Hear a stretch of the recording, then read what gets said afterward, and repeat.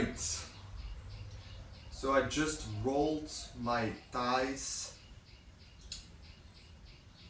to get the blood flowing where it needs to be flowing,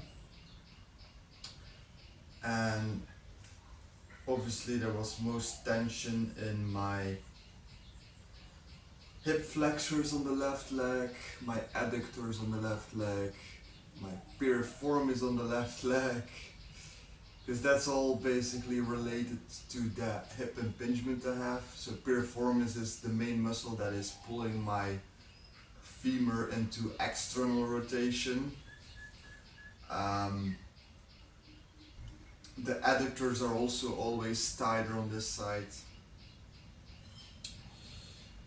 The right side is okay, although the posterior hip is usually a bit tighter on the right side. And now I'm gonna activate my vastus medialis, that's this muscle here, along the knee cap, as it is this knee that has arthritis, and this muscle will protect it when doing heavier exercises such as split squats. Still going very light though. I do 30 reps usually, 2 sets of 30. Because when I go heavier, it bothers my knee joint. Also split squats, because when I do back squats or front squats, they're all too bothersome. Can't do that anymore, unfortunately. But yeah. So now I'm gonna activate that vastus medialis by, well, straightening my leg and then pushing the foot down, breathing out for 5 seconds, then breathing in for 5 seconds, and then pulling the foot back up, breathing out again 5 seconds,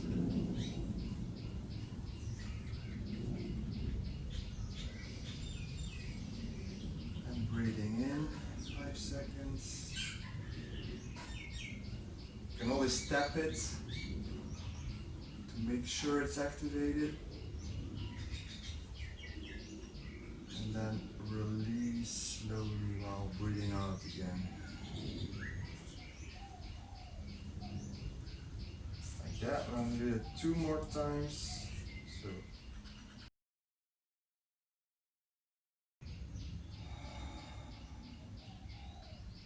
I really can feel building the tension up in that vastus medialis.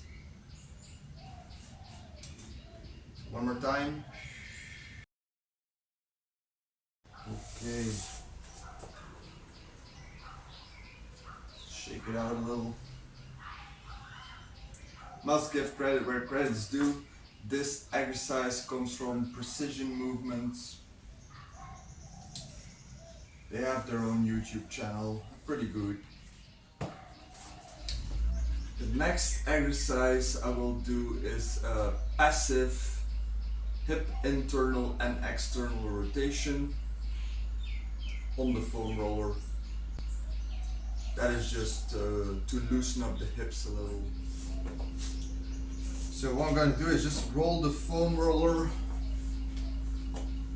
underneath my ass, lift up the hips, and roll it a little further just underneath the sacrum.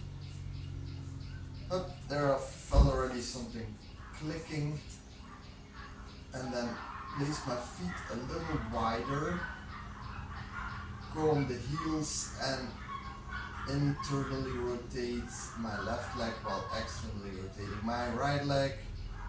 Hold that for 2 seconds and go back to the other side.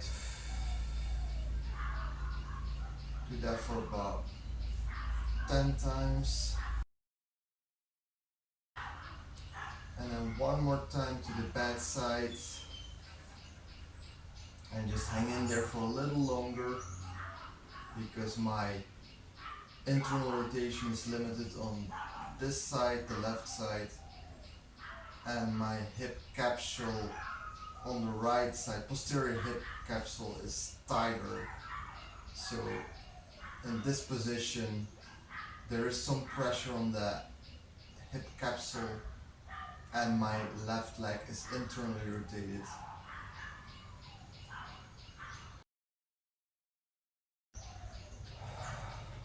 Okay.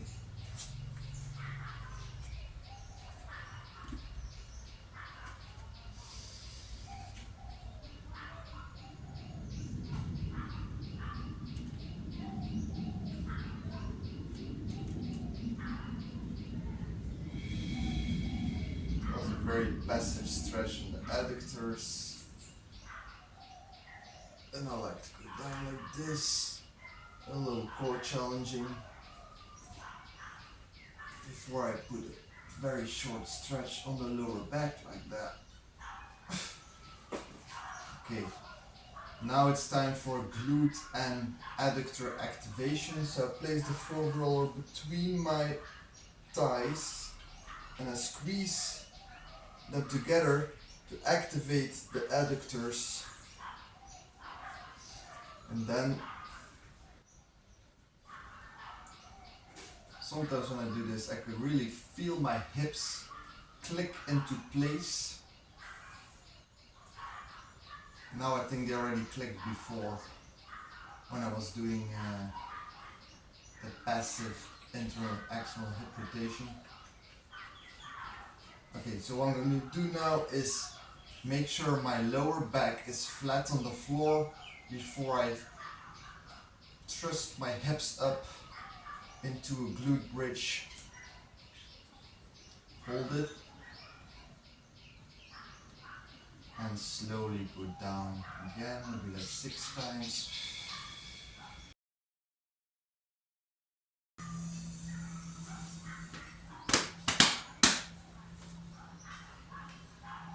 The closer you place your heels to your butt, the more glute activation there is. The further away, the more hamstring activation you will get.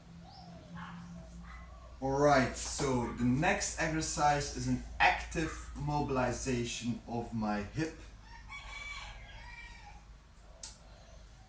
Now, because as you know, I'm dealing with a hip impingement, so every time my leg internally rotates, there's this pinching feeling in my hip.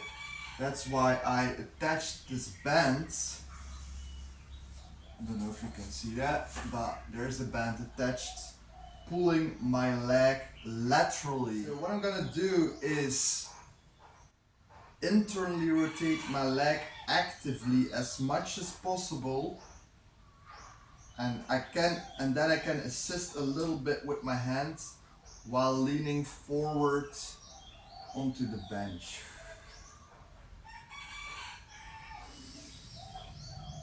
I breathe out and I breathe in, and then I go back into external rotation, pivoting on my heel, pushing that leg out to that side, contracting the glutes. Breathing out, breathing in, and back again.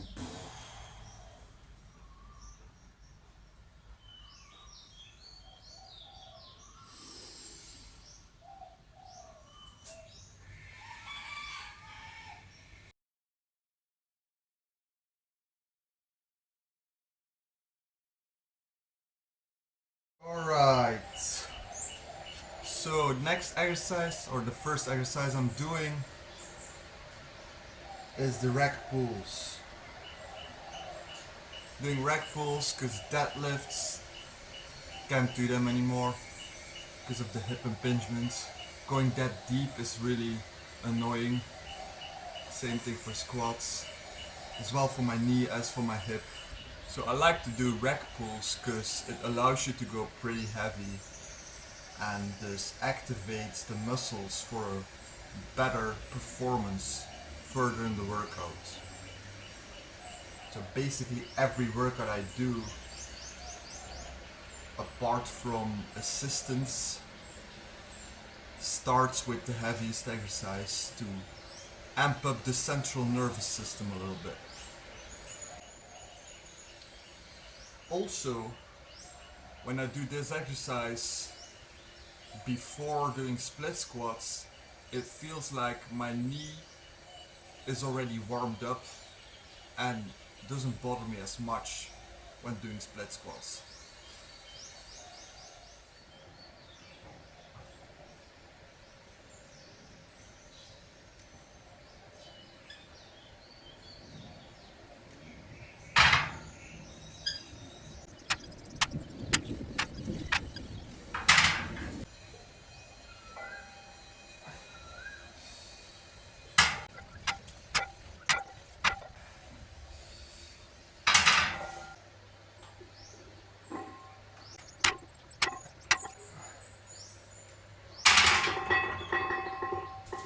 This is the last set before the real work sets. This is the heaviest set because it's the activation potentiation set. So I put 80 kilo on the bar. Don't want to overdo it. It's been a long time since I did this exercise. I did the same weight last week, or last time, but don't feel like I should go heavier. Actually, it feels heavier than last time. I gotta listen to my body. Make sure to brace my core. I always contract my pelvic floor actively before I pull also. I make sure the bar is close to my body and my shoulders are like over the bar. But obviously shoulder blades retracted.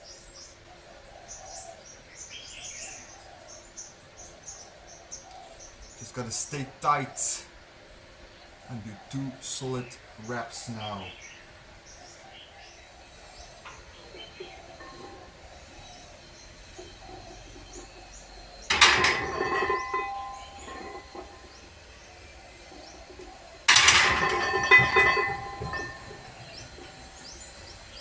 Yeah, that was heavy enough.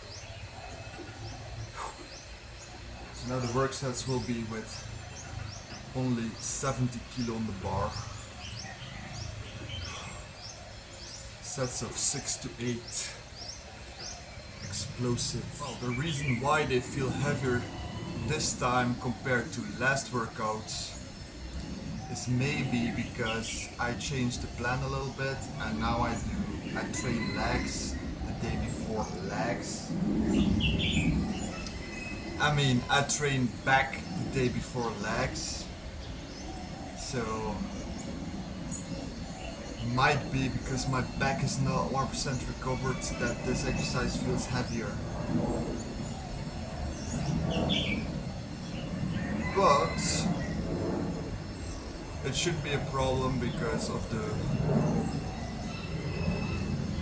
I want to make use of the repeated bout effect. So in the long run, it should pay off. It should actually improve my recovery to do a little bit of back training 2 days in a row, basically. Double stimulation. Normally you would want to do lighter work for the same muscle group if you train the same muscle 2 days in a row. I mean lighter work on the second day. But I've seen scientific research on eccentric training and the repeated bout effect, and if people train the same muscle group only eccentric, like every day for 1 week long, from the second day onwards there is not even additional damage anymore. It's only after the first day that there is damage, and then after the second day, even though you train the same muscle again, the damage is not even visible under the microscope. Whatever, man. I don't know how they test it, but yeah. So, if that's the case, isometric training, which this is for my back muscles, should definitely not be a problem. So let's get on with the work sets, god damn it.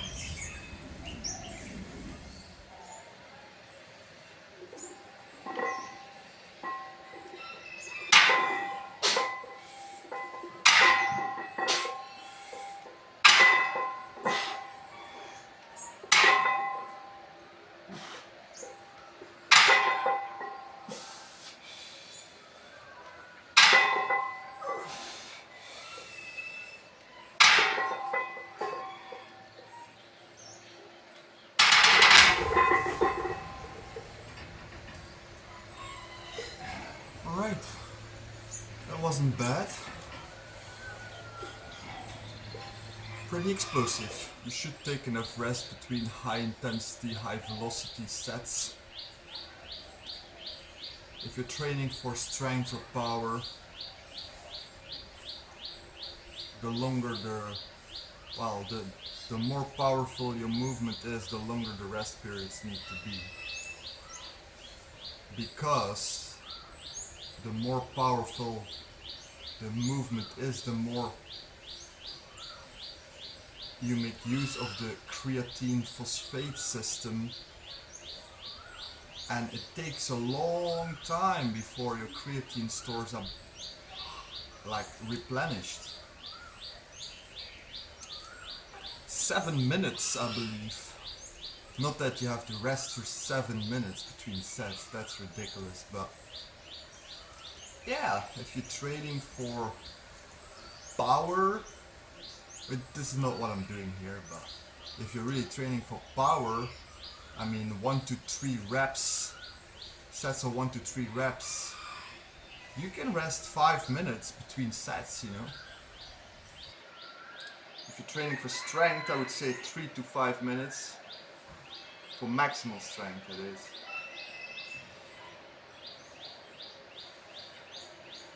And I think, yeah, right now for what I'm doing, it's a bit of a mix between strength and mass. But yeah, the first exercise is definitely focused on strength.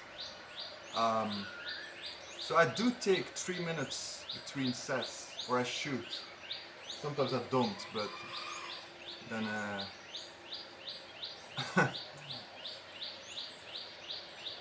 then I will definitely notice that in my second set.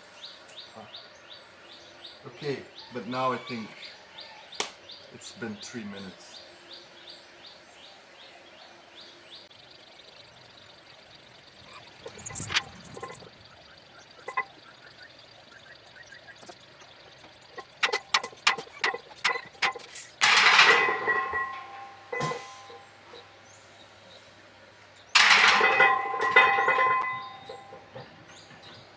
Pretty good.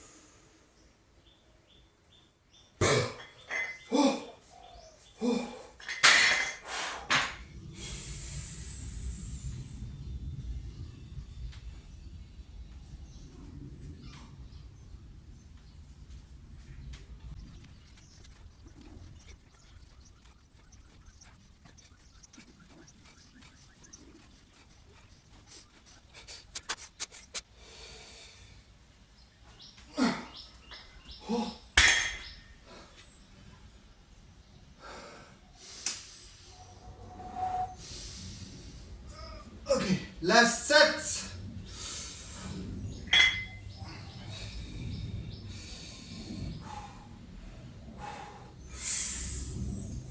Big step.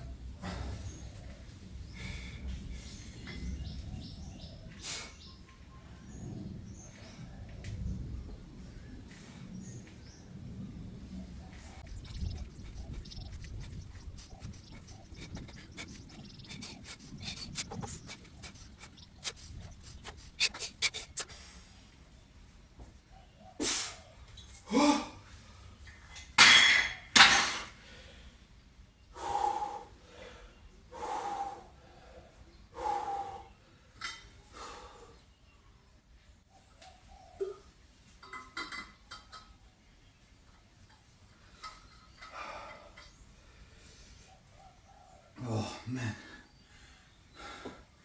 I tell you, this is the hardest exercise of all. This is cardio. Man, I'm out of breath. Sets of 30 are no joke.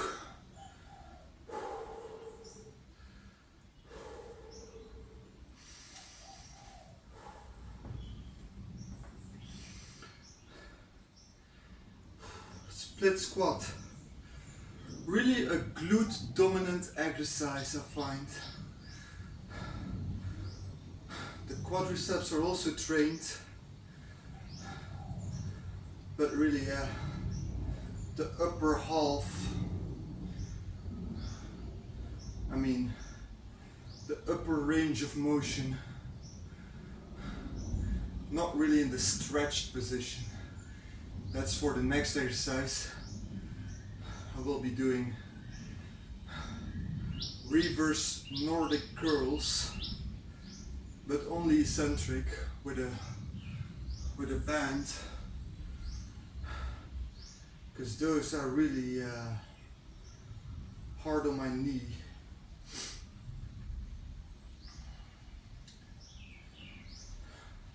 I used to do a modified version of reverse Nordic curls like this.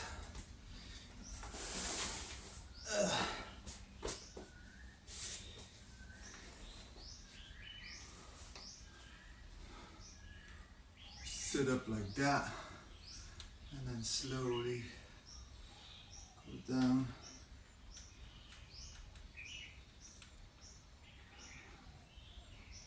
And then use your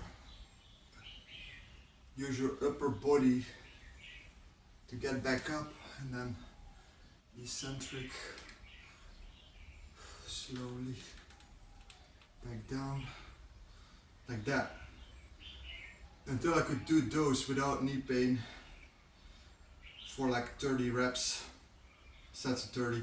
And now it's now it's time to move on to a little bit more challenging version of this exercise, with the rubber band attached to my power rack and leaning backwards so that there's more stretch, more tension on the quadriceps. Now, you might wonder, why don't I start with the left leg doing split squats if it's a glute dominant exercise? Because my left glute is the weak glute. Which is true, but my right quadriceps are the weak quadriceps. Plus I have this issue with my knee on the right leg, and that's why I start with the right leg, because I want to feel right away if it's okay for my knee or not. Imagine I start with the left leg, I do 30 reps on the left side, and then I figure out after rep 1 on the right side that actually my knee can't handle it. Then I'm further facilitating the imbalance of my quadriceps. Feet flat on the floor, which also trains the tibialis.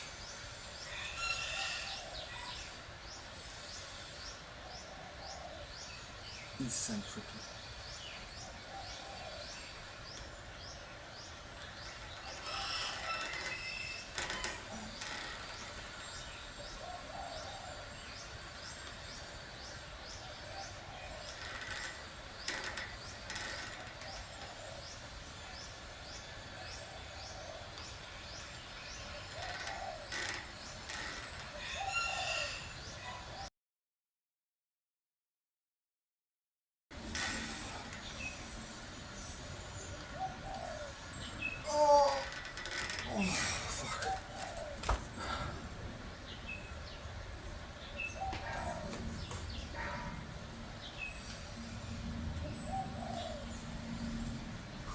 25 reps.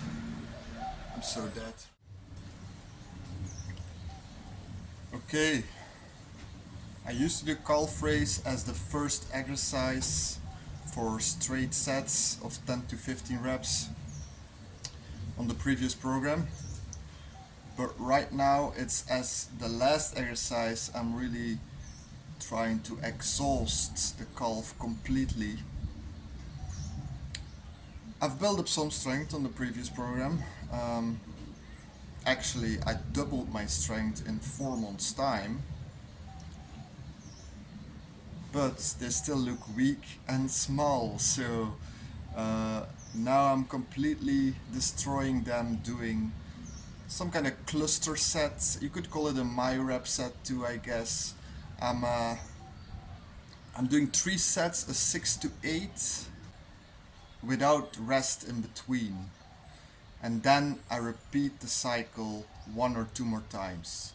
So because I'm hitting different angles of the calf, so to hit the inner part of my calf muscle, I do them first internally rotated, then to hit the outer part I'll do them externally rotated, and then finally I will do them with a neutral stance, to completely abolish them.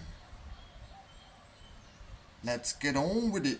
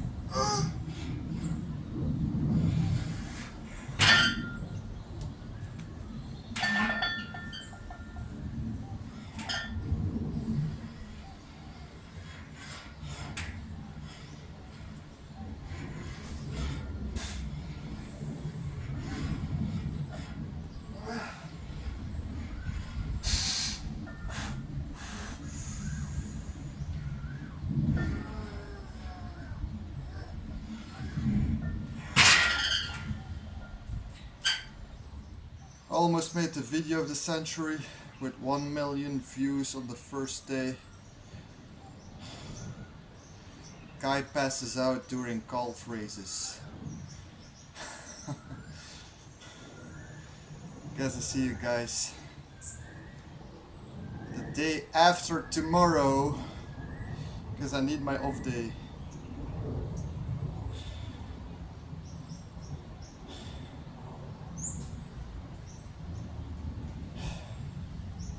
Cheers.